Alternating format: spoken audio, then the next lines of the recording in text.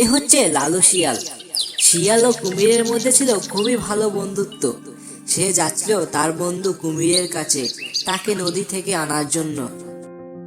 কুমির বন্ধু, ও কুমির বন্ধু, কুমির বন্ধু গো, কই তুমি? আরে শিয়াল বন্ধু, কেমন আছো শিয়াল বন্ধু? আরে কুমির বন্ধু, তুমি আসতে এত লেট করলে কেন গো?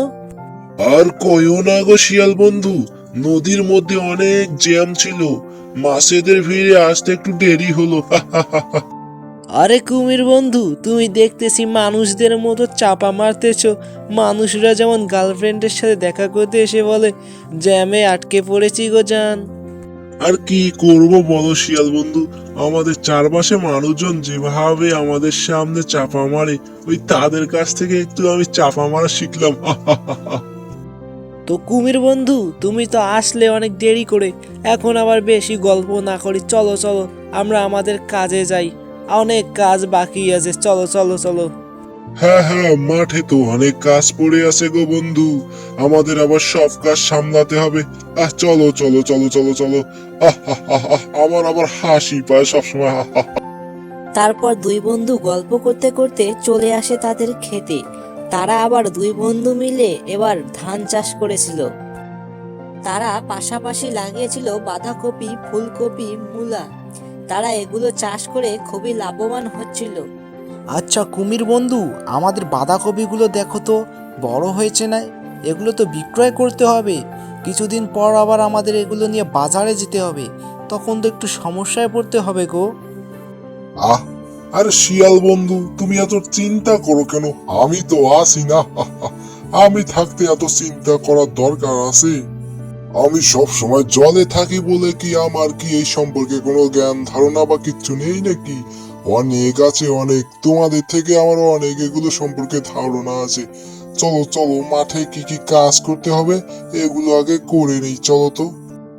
বন্ধু, তোমার তো বুদ্ধি অনেক দেখি, এজন্যই তো আজ এরকম ফসল। তারপর দুই বন্ধু যায় ক্ষেতের মধ্যে কাজ করতে।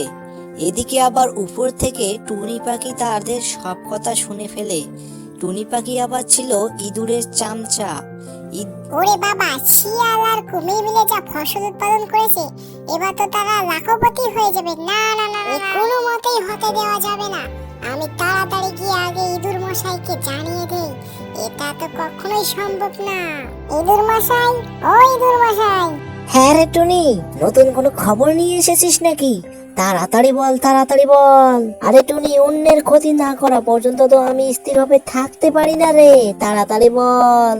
ইঁদুর মশাই, আপনি তো শুধু নাক দেখে ঘুম পাড়তেছেন। ওইদিকে দেখেন, কুমির আর শিয়াল তো অনেক সুন্দর কপির ক্ষেত লাগিয়েছে। তা কি আপনি মনে রাখছেন? এ কি বলিস রে? আমি থাকতে অন্যের ভালো? এটা কখনোই সম্ভব না। দাঁড়া দাঁড়া দাঁড়া দাঁড়া, আমি এর ব্যবস্থা নিতেছি। কি করি ভাবি ভাবি, ওই ভাবতে দে। আপনার তো ভাবতে ভাবতে দিন শেষ ইঁদুর মশাই। ওইদিকে দেখেন, শিয়াল আর কুমির তো তাড়াতাড়ি বড়লোক হয়ে যাবে। আপনি তখন কি করবেন শুনি? আরে টুনি, কোনো কাজ ভেবে চিন্তে না করলে পরে সমস্যা হতে পারে। কোনো কাজ করার আগে ভেবে চিন্তে করা দরকার, নইলে পরে সমস্যা হবে। আমি ভাবি ভাবি, তারপর কিছু না কিছুটা বাইর করে ওদের ক্ষতিটা করব। আচ্ছা আচ্ছা, ভাবেন কুমির মশাই, ভাবেন ভাবেন, আমিও ভাবি। টুনি, বুদ্ধি তো পেয়ে গেছি।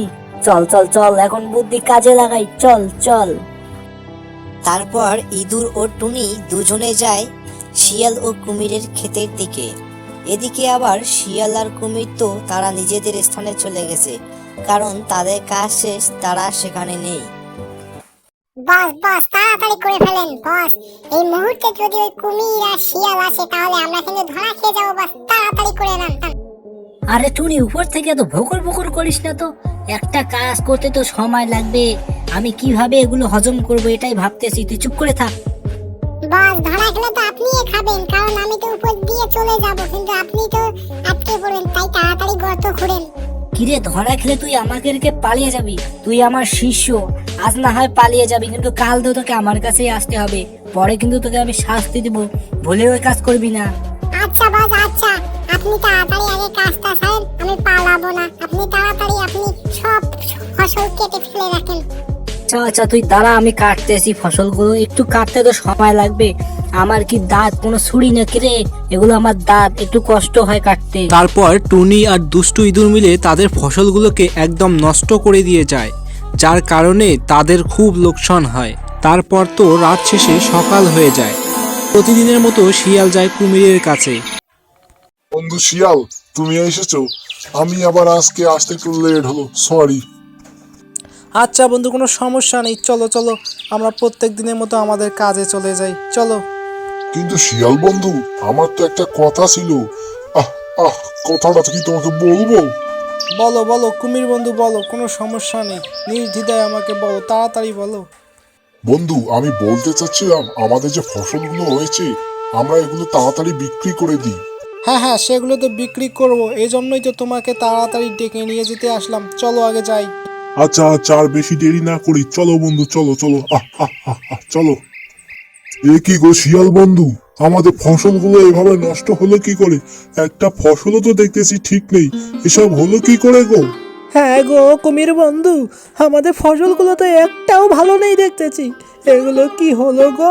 আমি তো ভেবে পারতেছি না গো। এখন কি হবে গো? শিয়াল, আমরা তো আজকে আমাদের ফসলগুলো বিক্রয়ের জন্য দেখতে আসলাম। আমাদের ফসলগুলো তো অনেক বড় বড় হয়েছিল, কিন্তু এগুলো নষ্ট হলো কিভাবে এত তাড়াতাড়ি? কুমির বন্ধু, আমাদের মনে হয় সব কষ্ট এবার বিফলে গেল গো। আমরা তো এই ফসলে অনেক কষ্ট করেছি, রোদ দুপুর মাথার ঘাম পায়ে ফেলে আমরা কষ্ট করেই ফসলগুলো উঠাইয়েছিলাম, কিন্তু এখন তো সব ফসল কেটে দিয়েছে। কে আমাদের এত বড় সর্বনাশ করলো গো শিয়াল বন্ধু? আমি তো ভেবে পাচ্ছি না। হ্যাঁ হ্যাঁ, আমরা তো অনেক কষ্ট করে ফসলগুলো লাগিয়েছিলাম, আমরা তো কোনোদিন কারো ক্ষতি করি নাই, তাহলে আমাদের এত বড় ক্ষতি করলো কে? হায় রে আমাদের পড়া কপাল গো কুমির বন্ধু, আমাদের সব কষ্ট তো এবার মাটিতে মিশে গেল। এখন আমরা কি করব? আমাদের তো ফসল আর বিক্রি করা হলো না, অনেক কষ্ট ছিল গো এই খেতে আমাদের। এখন আর কি হবে গো শিয়াল বন্ধু? আমাদের তো যা সর্বনাশ হওয়ার হয়ে গেল, এখন আবার আমাদের মনে হয় নতুন করে শুরু করতে হবে। এখন নতুন করে শুরু করা ছাড়া কোনো উপায় নেই। ইঁদুর বস, তুমি তো ভালোই পারো, অন্যের ক্ষতি করার জন্য তুমি তো সেরা গো। অন্যের ক্ষতি করে যেখানে আমি আনন্দ পাই, সেখানে অন্যের ক্ষতি করব না রে। তুই আমার শিষ্য, আমার কাছ থেকে কিছু শিখ। আরে ধুর ইঁদুর বস, তোমাকে কি আমি আমার এমনি এমনি আমার গুরু মানি? তোমার কার্যকলাপ আমাকে অনেক ভালো লাগে, তাই তো তোমাকে আমি আমার নিজের গুরু ভাবি গো। আরে টুনি, তোর কথায় না আমাকে অনেক ভাল লাগে, এই জন্য তো তোকে আমি আমার শিষ্য বানিয়েছি।